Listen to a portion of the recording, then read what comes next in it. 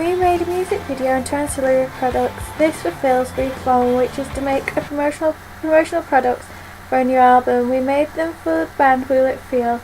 This was for their song Letterbox. We made a hybrid video. This meant that we could give them a star persona. It is aimed at 16 to 25-year-olds. They are an indie band. The genre of the band is alternative rock. The conventions of a music video are that they are used to create both an industrial, commercial, and a commercial product, and as a cultural form. The music video enabled us to create the band as a commercial exhibitionist.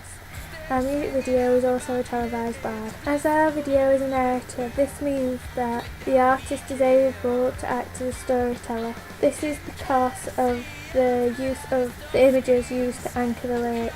Also, our music video means that there is a relationship between lyrics and visuals to illustrate what the song is about. Because of our music video being a narrative, this means that we start with an establishment of a plot or theme. This then goes to an increment, finishing in the resolution of the plot. Goodwin came up with 6 common codes and conventions of a music video. Our music video follows some of these. The relationships between the lyrics and visuals. We did this by relating the things that happen in the music video with the lyrics, as we used candles, glitter, and what the actors were doing in it to reflect what the lyrics were saying. Goodwin stated about the music and the visuals. We did this by the way we edited it. This was because we edited it to the beat.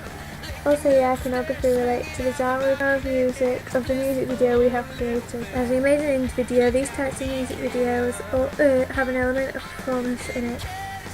Our music video uses this code of voyeurism, as the actors in our music video were looking through mirrors. We researched into many different music videos, some of which helped to influence our decisions into what we made. The main influence we had was the Pierces, You'll Be Mine. From this, we used how they overlaid the shots. This music video used many ghost shots. It also helped us with using some of our shots, as we used scenery shots that are similar to the ones used in the videos. Other videos we looked at were Red Hot Chili Peppers. This also used ghost shots. This helped inspire us to use them. The Enemy. This gave us ideas for our music video, as we were going to do it in black and white.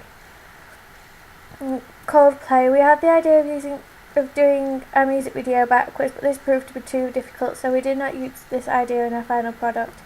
Nirvana. This inspired us with the colours we used in it and how the colours looked in it. These all have parts that have influenced our music video.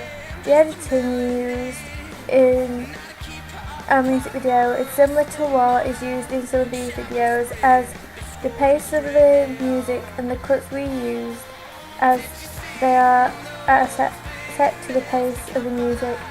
We use camera work like in these, such as medium close-ups and long shots, although it challenges the way normal music videos are edited, as montage sequences like music videos seen in the 70s. It is also like the TV show made in the 70s called The Old Grey Whistle Test. We also did research by handing out questionnaires to enable us to know what our target audience believed we should keep the same or do differently. This meant we could create a video that would be suitable for our audience. We also looked at conventions of digipacks and posters. We looked at many different ones to help us create a professional looking product. We used the Fall Out Boy album, Infinity on High, for ideas on effects to use on the digipack. We also used the Black Keys album, El Camino, to understand how the digipack was laid out. We used a range of different camera shots, movements and angles. We used many different shots, most of which are commonly used in music videos. We used establishing shots to show where things were taking place. We used group shots of the band. This enabled us to encode a preferred reading that meant the audience felt like they were watching the band. Also, we used some of the shots and movements to show Laura Mulvey's theory of the male gaze. As we move the camera up and down the actress's body, we also use long shots and close-up, 2 shots and group shots. We used some high angle shots as well as using our own matches. we mostly follow the subjects in the clip for the movement. For the mise-en-scène, we made sure we used locations and costumes to help show the subculture of our music video. The costumes we used would be classed as an indie style, as our actors were wearing dark clothes. This links to the rock subculture of our music video. Also, the piercings and makeup worn by them convey stereotypical views of a rock subculture. The colours we used were of a dark aesthetic, as they tended to be red, black and green. This links to the stereotypical view of rock music and the subculture of our music video. The locations we used were a wooded area. This also helped to establish our theme. This meant we could make it look more towards the genre of the music that the band plays. We also used a girl's bedroom as another location. This meant we could show the actors getting ready, show that it was like an event for them. We also filmed at the lead mill for the performance element of our music video. The editing in our music video meant that we could cut up the clips so that they were only on for a short period of time. This also meant that we could create a preferred reading of the music video. Also, we used a lot of ghost shots. This helped to show all the things that were happening. We also used it to show the band over some parts of it. We also used fade to black. This meant that in between some shots we could fade it to black to show another thing happening. We also used a tint. This helped us to get some of the clips to look like the clips if the colours look different. We used the colour balance to create a darker look on some of the clips and also to change the contrast on them. The hue and saturation we used enabled us to create the colours we wanted on the clip. This also meant that we could emphasise different parts of the music video with the difference in the hue and saturation.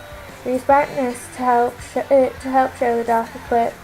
To help show in the darker clips the actors in it.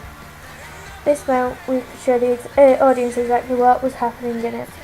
We used the opacity to create ghost shots. This meant that we could include more things in one clip by using the ghost shots. It also helped us to link the different parts of it together, as we used this over the girls going to meet up, as it showed a link between them being friends. We used cross cuts between the two girls getting ready, as well as between the narrative and the performers. We used jump cuts in between the clips of the band forming, as it jumps from a clip of the lead to one of the guitarists.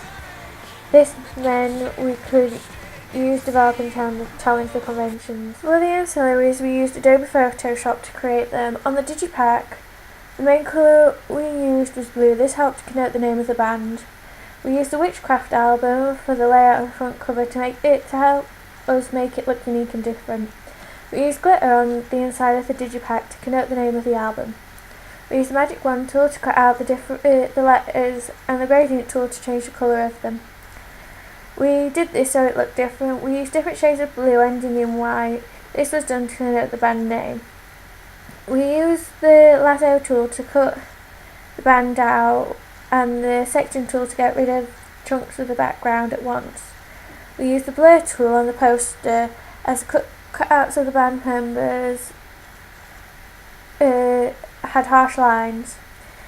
This helped to make it look more professional. We also used the drop shadows to make them look 3D and stand out from the page. We also used different lighting effects on the overlay, as these were hard light, vivid light, difference, luminosity and linear light. On the booklet we used different opacity settings on them, as well as changing the brightness and contrast, as well as the colours.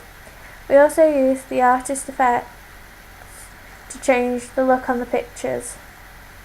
Some of the pictures we took from our video, we used rulers to work out what we wanted to get rid of the lines.